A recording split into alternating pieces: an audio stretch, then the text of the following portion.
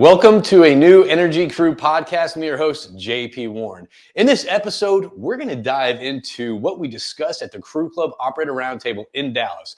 We had a table full of operators and service companies talking about kind of what to do in 2026. Everything's predicted to be a flat market, potentially lower commodity prices. So what are companies, what are individuals doing to kind of set themselves apart for success? And we kind of broke it down into four different topics, or four different themes arose around this roundtable. And I have my notes right here. I have my notes with me, mainly because there's a lot of smart people around me. I am probably the dumbest person at the table. So if I am communicating the conversations, the details, what people are talking about, I want to base this off of notes. That way I'm not kind of misinterpreting anything or leading anyone down the straight path. So the conversation, listen, right now, the industry is where it's at. Commodity price around $60 right now, potentially going a little bit lower. Frac spreads reduced, rig count only, I think, went up 3 last week. But anyway, regardless, it's going to be a tough market. All right. So what are people doing? What are private operators doing? What are service companies doing? What are people doing right now to kind of navigate this storm? And the 4 parts we're going to talk about, I kind of did a little prep board here for everyone. And this just means that I need probably a thicker marker because you can't really read this. And if you're just listening to this, I'm going to walk you through this. But if you are watching this on YouTube or somewhere else, thanks for tuning in. And thanks for tuning in regardless. So the 4 sections, or the 4 main themes that kind of were brought up around the table, falls into number 1, what are the current industry challenges? This is a great way to kind of lay the landwork, lay the context of what we're all faced with, right? What we're all talking about. The second thing we talked about is the evolution of operator and service company relationships. Gone are the days of low cost, bottom of the barrel pricing. I think those days are not far behind us. I think it's still kind of being actively practiced. But one Crew Club table brought up the fact that 40% of operators make decisions based on low cost. From that 40%, 70% of those operators go back to pay more to fix those decisions. All right. So what does it look like moving into a flat market when there's not increased activity, when things are flat, maybe reduced activity? How are operators and service companies now working more together, hand in hand? What does that actually look like? We then brought up AI in business. Hey, it's not 2025 unless we're bringing up AI. But more importantly, this was kind of more of a detailed, fine-tuned discussion on, hey, who's actually utilizing AI and for what? A lot of times AI is painted like, oh, it's moving this industry forward. We'll be doing this, AI this, AI this. There's these blanket statements. But in reality, when it comes down to it, what are actually people using? What are people actually seeing as they incorporate it in their day-to-day tasks? And the fourth thing we all talked about is what it looks like for future success for companies and for individuals. So let's dive into that. I'm going to go, again, base my conversation, the podcast today, off my notes so I don't forget anything. All right. So right now, it's one of those things. The industry is, again, coming into a flat market. Okay. This industry, we would love a boom. Okay. We would love a little love, but right now the reality is this: it's a flat market and things just feel different for a lot of people. I mean, you hear people that have been through many booms and busts talking, and you talk to people with some years of experience in the industry. It just feels different right now. It feels very unique, very different. It seems like lower commodity prices. Capital is still kind of on the edge, kind of on the fence. And now we're in this world of M&A, right? You have all these big companies becoming bigger, swallowing up other companies. Not only that, it's not leaving the door open for a lot of these smaller private operators, the entrepreneurs of the industry, to kind of come in and do JVs, farm outs, whatever that is. So what are they doing to survive? All right. So talking about this, diving into the first block right here, it's no longer going to be these incremental little changes that people are going to do, reduce cost here, go lowest bid here, do this here. We have to do step changes in order to survive and thrive as we enter 2026 and kind of move past 2026, these suppressed prices. All right. So the first thing right here that we talked about, that we brought up, is capital and scale when it comes to private operators. Right now, private operators no longer have the luxury of punching a couple holes in the ground and flipping it. The days of punching holes and flipping properties is no longer here, and it hasn't been here, right? So when it comes to kind of private operators in this market, I feel bad for private operators out there. Oh, boo-hoo, private operators. No, but hear me out. Right now, private operators, they successfully, if they successfully sold their company right now, and they're out there, they're all looking for new opportunities, new acreage, new deals, and all that stuff. Right now, the delta between the super majors and the private operators is only getting bigger. So private operators have an extremely tough, difficult environment to navigate right now. They need to start thinking more creative on their capital provider. Who are they utilizing for their capital providers, right? Are they going to standard traditional private equity? Something around the table that's brought up is like, hey, you have to get creative with your financial backer. And sometimes that might mean, hey, let's look international. Let's look on the international side and see where that capital is coming from. Because right now it's very tight in this industry. What else? I don't want to forget anything here. So one gentleman at the table brought up for private operators to compete right now in this market, they need to be looking at scaling up a little bit, right? So if they present something like, hey, here's 10 wells, make that 30. Hey, if they're asking for, 50 million, make it 150 million. So operators, in order to scale, to look appetizing to be acquired at some point, they really do have to scale up their wells, scale up their investments, scale up their capital, scale up, all right, which is very challenging and kind of contradictory to kind of where we're at right now. So it's a very interesting, aggressive, but a realistic kind of approach to, hey, we have to do things a little bit different in 2026, all right? That we talked about potentially considering creative financing like co-investments or JVs, or potentially, again, what I just said with international investments. All right. So the scale required for IPO now is only getting bigger and bigger. That's hence we have to scale up. We have to get more wells, bigger, more capital. So it's going to be an interesting dynamic for private operators. And what's difficult too, I was talking to a couple of, some bigger companies. And we were discussing, like, I was talking to them, hey, listen, I host all these roundtables, a lot of private operators on the table. Are the conversations happening right now to, divest or to enter farm outs or any JVs or anything like that? And right now, I think the theme right now with a lot of different companies, like, hey, we're actually sitting on our acreage, we're waiting. So right now, there's really we're looking for acreage swaps potentially, but right now when it comes to farm outs, JVs, we're holding off on that right now. Again, I think that's going to change. I think that's going to change once kind of dust settles in this M&A market, this 2-year M&A market cycle, which is insane. But again, once I think the conversations start changing, where they start looking at their acreage, start looking at to offload some stuff, I think that's when the conversations are going to happen. So from now until then, what are private operators going to do to navigate to that point? Again, it's being sharp, it's thinking creatively, and it's actually kind of maybe going after different plays or teaming up with different people. So that was an interesting start to the conversation. And the next thing that was brought up when it comes to the industry challenges right now is power, right? Power in the Permian. Right now, I think in Colorado, in New Mexico, regulations coming out right now where it's going to be a lot more difficult, if not impossible, to start building more power generation plants, right? Electric plants, right? So right now, the power press, the power squeeze right now is in the Permian. We discussed that. And some of the things that people are doing. So what does that mean when I say power? That just means more centralized or more decentralized power. So generators, right? So more generators are going to be out in the field. And to obviously generate power to, whatever. So the thing that we all talked about is potentially moving from smaller, generator rentals to larger microgrid installations where you can scale up, scale down. You don't have to have so many generators on site, smaller footprint, but also scalability, which is key. So microgrids were kind of taking a part of the conversation. All right.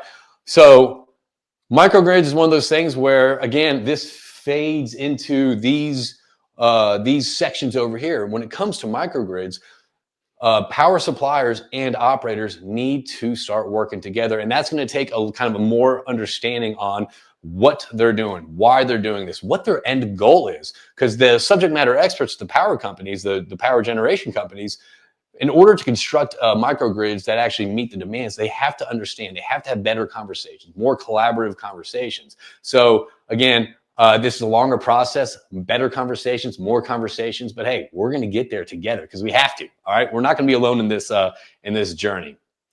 And another thing that was brought up as the industry challenges is the talent, morale, and culture of places. Right now, M&A is hacking a lot. We're seeing major workforce reductions. I think Conoco just got done with their first, second, or third wave. I don't know. It was one of the major, we have Conoco, Chevron, Exxon, All across the board, you're seeing these workforce reductions, these massive layoffs. So what is that telling a lot of people that are inside companies? It's very depressing. It's very gloomy. And you're always walking to work thinking like, is today my last day? All right. So when it comes to your talent, the morale and culture, it is so crucial to ensure that your culture, that your company's culture is there to provide support, guidance, framework, transparency.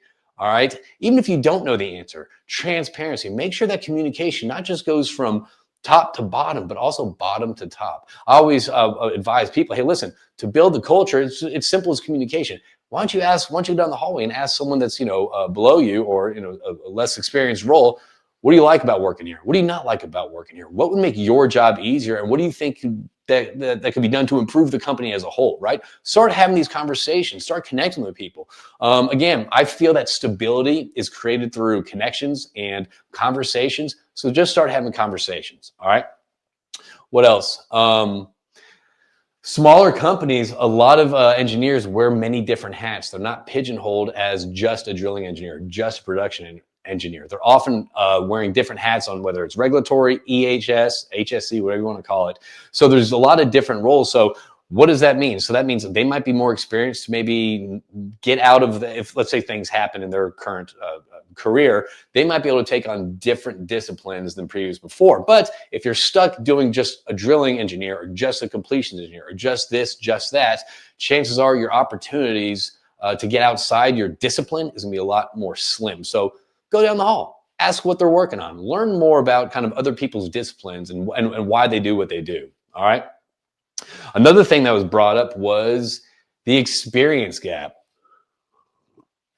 Exec crew. Hey, if you're a man out there, if you're a man that's in a leadership position and you're tired of walking alone, this is minor plug. Head over to Exec Crew on our school community. Free to join, 2 monthly calls, quick coaching lessons, and put a community of men who want to come together, lead, share, get vulnerable, and be themselves. Quick plug as I'm having coffee. Now back to the story. All right. So the experience gap. This whole great crew change has been talked about since when I got in this industry about 20 years ago. All right. It's a constant thing. All right. As experienced people leave, there's a gap in knowledge, gap in this. However, something at the table is brought up, and I've often thought about this too and discussed this as well, is that as experienced people leave, people are thinking, hey, well, we have AI here. We have AI, all this information is loaded AI. We can just kind of lean on AI to kind of fill that gap of experience. I would be very cautious about that because number one, you need experience to understand if AI is putting out, random crap, number one. Number two, you have to have experience. These people that have just been on the break, that have been out there, that have been in the field or been in the office and have just worked their way, because they might not have these documents that are plugged into AI. They might not have these white papers or all these, SPE papers plugged into their AI system. Again, that's through conversation. That's just through being there. So again, go down the hallway, ping a mentor, get a mentor, start talking to them, start learning about kind of like their experience and what they see and and how to respond and react in certain situations. All right. So being over reliant on AI can be dangerous for you and your team. Another thing that was brought up briefly is asset integrity. As costs and capital and keeping costs low is crucial to a lot of teams. This asset integrity, some people around the table are talking about, hey, listen, some facilities, for example, they're not built to last 20 to 30 years like they should be. Instead, we're cutting costs. We're going low on, the metals, the alloys and all that stuff. So it kind of leads to potential catastrophe, safety issues, regulatory issues, emissions issues. So if you are building your infrastructure in place or you're building out your assets and all that stuff, ensure that you're actually building over quality, not speed or cost or anything like that. Of course, cost is king, but again, I'm tired of having the cost conversation. All right, moving on to section 2, operator-vendor relationships. This is kind of what I dig. This has been my platform, is we need to have better collaborative conversations. Not the industry buzzwords that we always hear. It's like, oh, we're a collab, we're a partner. We want to partner, we want to collab, we want to do this and all that stuff. Listen, operators are guilty of this. Service companies are guilty of this. We say collaboration when it's convenient. We say collaboration because it sounds good, right? You'd rather have a collaborative partnership with a service provider than just view them as a vendor, right? So again, moving away from the collaborative buzzwords and what does this actually mean? What does it actually mean moving forward, all right? And again, these price-driven relationships, these transactional conversations are going away, all right? Because conversations, collaborations, small wins, small gains, working on everything together, alignment, that builds trust, right? That builds efficiencies, and that builds excellence, okay? So if you are an operator, if you are a service company, just like we talked about with the microgrids, you need to start having conversations at the beginning of your projects, right? And not only that, so we talked about trust and collaboration a lot, and we talked about aligning incentives, but think about this. There's a lot of crew club roundtables we have, and then, you know, operators are saying, hey, this is what I want to do. This is what I want to do. This is what I want to do, which is fantastic. Absolutely. Again, I feel like the dumbest person at the table. I'm always surrounded by very, very smart, intelligent people. But one thing I'll pose is, are you bringing in the subject matter experts of the service companies and getting their ideas? Service companies, they work multiple different basins, multiple different operators. They see a lot of stuff. They wake up, eat, breathe, and live what they do, what they provide. So leaning on your service companies a little bit and asking them questions. Hey, what would you do here? What have you seen that works in this environment? What have you seen that works here? What would you do if this was your well, right? And start having those conversations throughout the entire project, all right? True collaboration, I have my notes right here. True collaboration involves bringing service providers in early. We just talked about that. Leveraging their expertise, we just talked about that. And building trust through structured, repeatable processes, okay?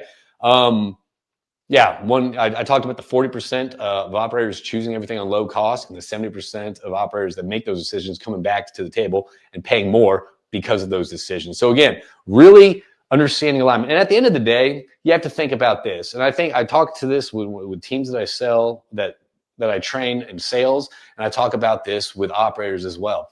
Operators, you're not buying the cheapest car seat for your family. You're not buying the cheapest shoes for your hikes, right? You're not buying the cheapest diapers for your baby. But yet when you go to work, you view price as the decision maker, right? Think about that, right? You pay for what you service providers. You hate people selling to you. You hate getting pitched to. You hate pitching. You hate when people come to you and sell to you. But why, when you step into your role as a professional, it's okay to start having the pitching conversations. It's okay to start having the pitching conversations before you really even know what this operator is going through or what their challenge points, or if you can fix a problem that they have. So again, slow down and think as a salesperson, what kind of conversations do you really want to have? And start having those. As an operator, what are you really making your decision on? Yes, price is a very easy thing to dismiss people, get them out of your office, but at the same time, making decisions based on price is really not, I don't think it's really reflective to the reality of why you make decisions, all right? One example of a successful collaboration, we had this with Gavin Fluke up in Fort Worth.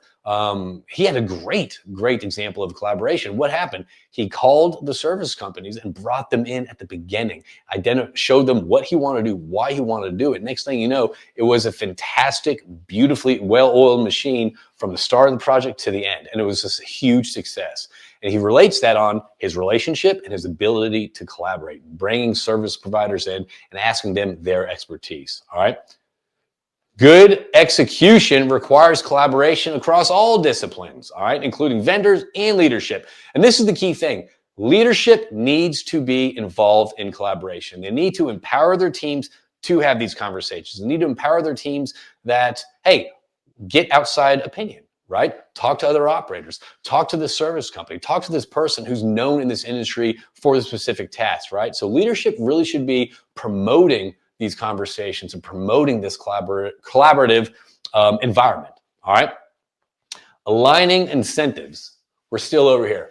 We're still on operator-vendor relationships. Aligning incentives, all right? It's possible to achieve excellence if service companies are brought in and incentives are aligned at the start of the project, all right? Let me see. Okay, yeah, this is what we talked. This is interesting. I don't know much about this. I'm actually just gonna read this, all right? One company at the table brought up that the idea for service providers to have some skin in the game, right, where they actually invest in the well to get part of it, but that's also met with a little hesitation, right? So we're talking about who's taking on the risk.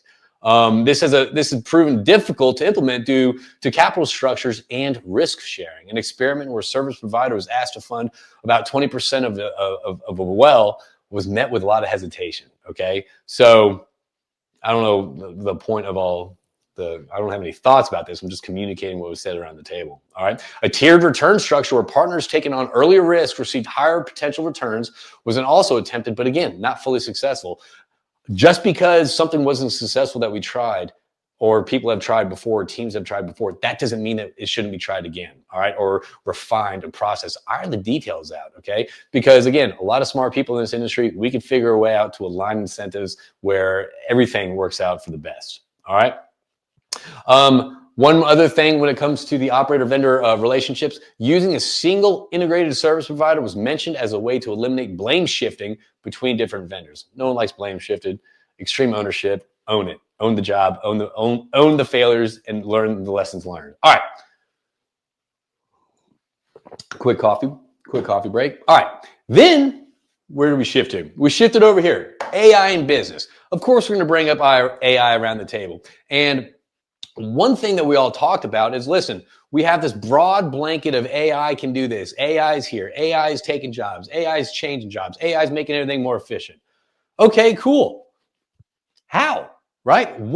How is it using? What are people using it for, right? And it's very interesting to be around the table and you hear from smaller private operators to independents to super majors on how they're utilizing AI and what AI they're using, right?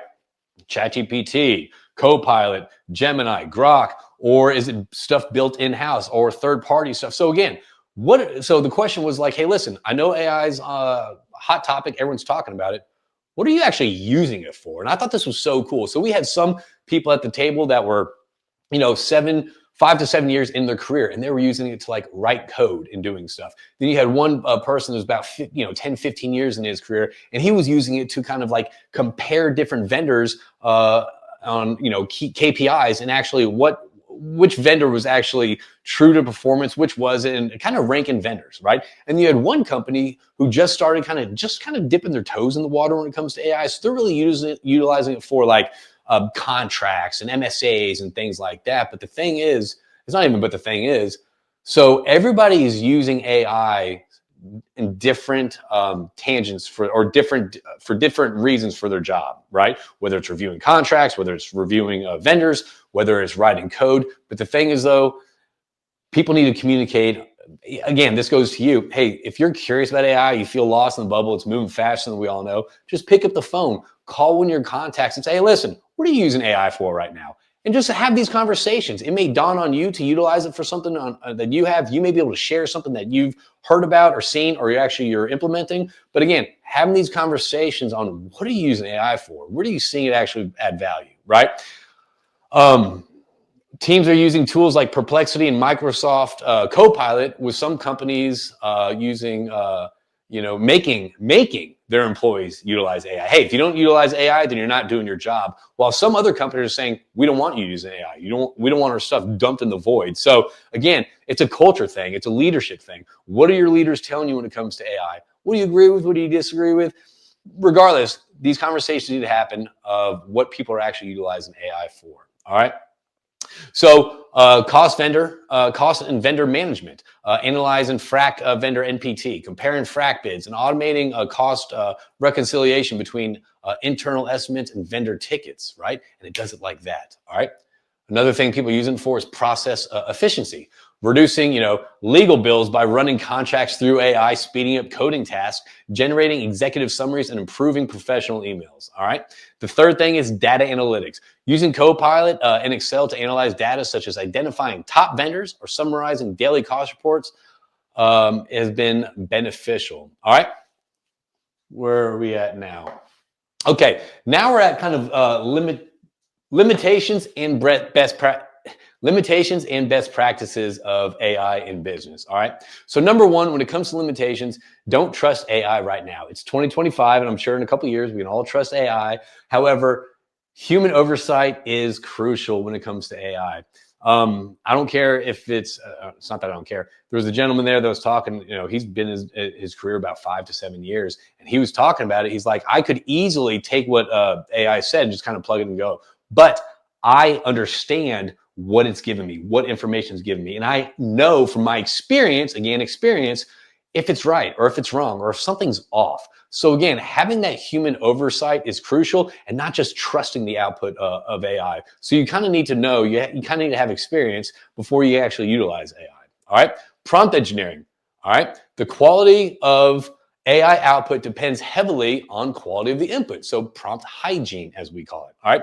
Effective prompts can be pages long, specifying persona, thought processes, and formats. So you're seeing some companies now that are recruiting out of college students with AI prompt experience, AI prompt engineers, right? So if you are young in this industry, or if you're older in this industry, start leaning in on this AI prompting and actually how to actually use it for you versus going in blind. All right.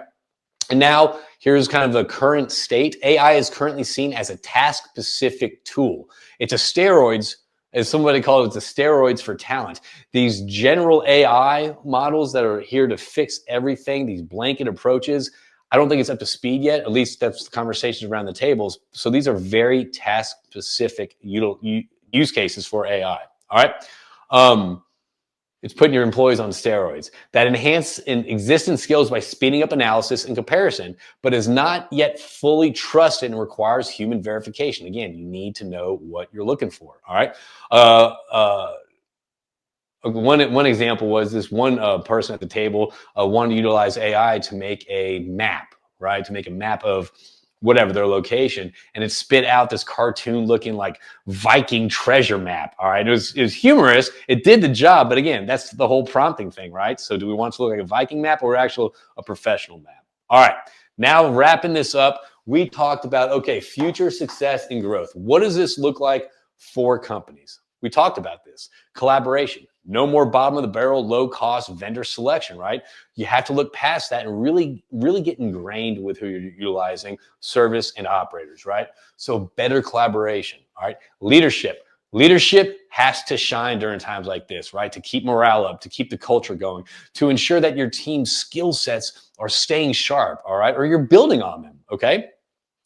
So leadership in times like this, you have to have a feeling that your leaders, that your management want to see you grow, want to see you stick around, want to have you have pride in that company, right? So leaders investing in their people is now more crucial than ever. All right. Strategy and creativity. All right.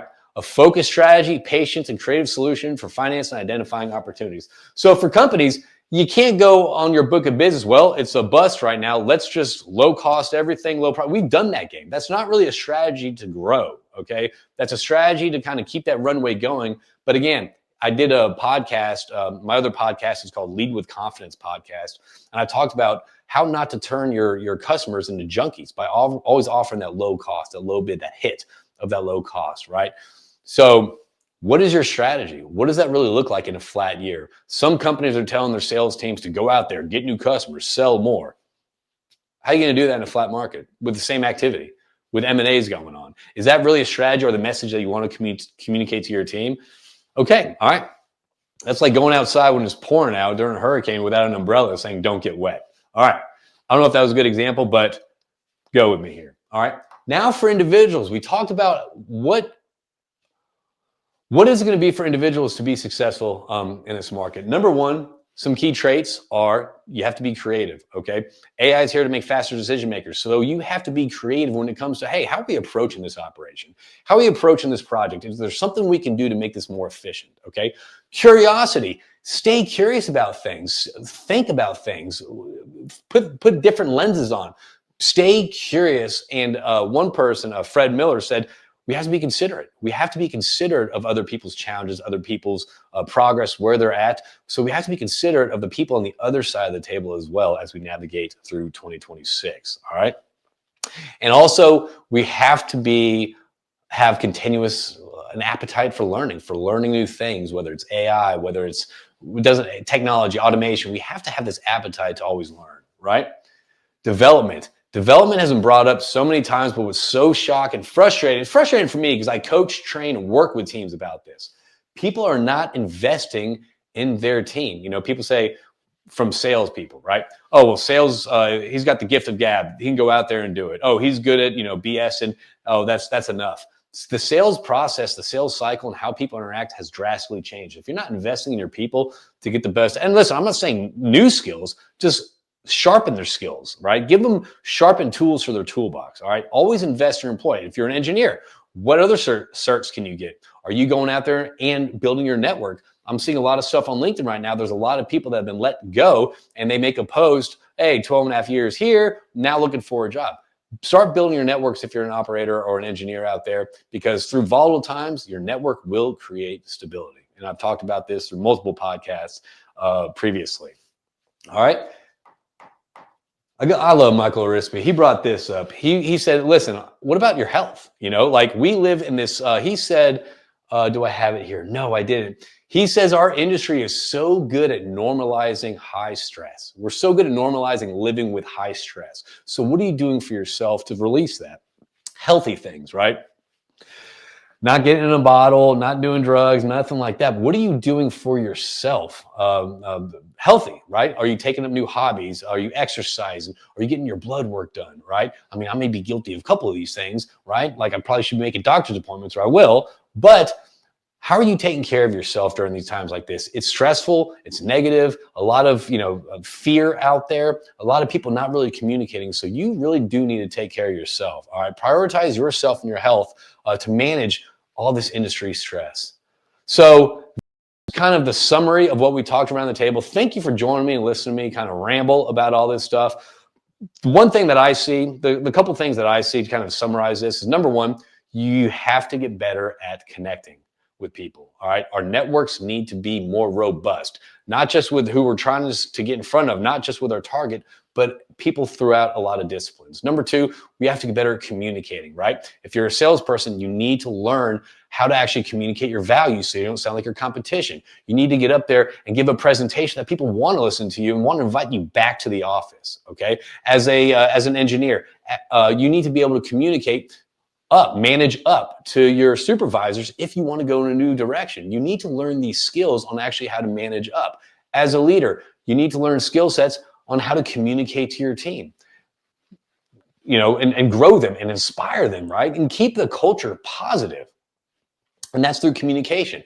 And for teams, operators, and service companies, collaboration, not a buzzword. Put down some KPIs, put down some alignment, alignment of incentives. Start having conversations, start reaching across the table and saying, what would you do in this situation? How would you go about this task? And just listen to ideas, be creative, be considerate, be collaborative. That's all I have right now. I want to thank everyone out there for tuning into Energy Crew Podcast. Again, this was a recap from the Crew Club Operator Roundtable discussion that we had. If you're interested, if you're a service company interested in joining the Crew Club Operator Roundtables, we have 2 passes left, and we have 2 seasons, one running from January till June, and the next one running from August until December.